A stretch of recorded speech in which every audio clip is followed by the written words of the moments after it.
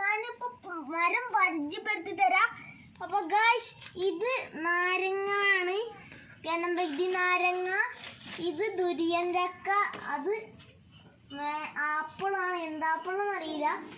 അത് ഉളുമ്പാമ്പഴമാണ്.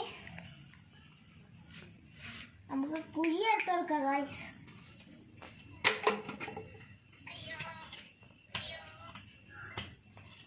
അപ്പൊ മുളക് ഗൈസ്. ഓ ഗൈസ്, ഇതൊരു മൊത്തം ഗൈസ്. നമുക്ക് ഗൈസ്, എന്റെ മുന്നേ ഗൈസ്, ഞാനിത് കണ്ടിട്ടില്ല ഗൈസ്. ഞാൻ വെള്ളം അതിൽ എപ്പോഴും ഇട്ട് കൊടുക്കുന്നുണ്ട് ഗൈസ്. അതുകൊണ്ട് വേഗം വളർന്നു ഗൈസ്.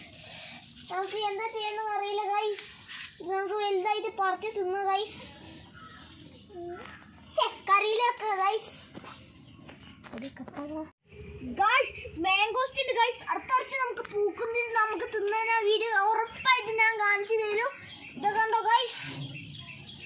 ഗൈസ്, പൊളിയാണ് ഗൈസ്. ഇത് നല്ല രസമാണ് കായ തിന്നാൻ.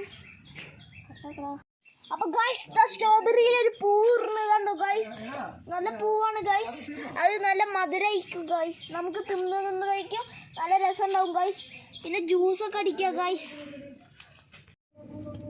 അപ്പൊ ഗൈസ്, ഇങ്ങനെ ചെത്തിയാൽ നമുക്ക് ഇതിൽ കായൊക്കെ ഇങ്ങനെ പൊട്ടിച്ചെടുക്കാൻ പറ്റുള്ളൂ. തടവൊക്കെ എടുക്കണം.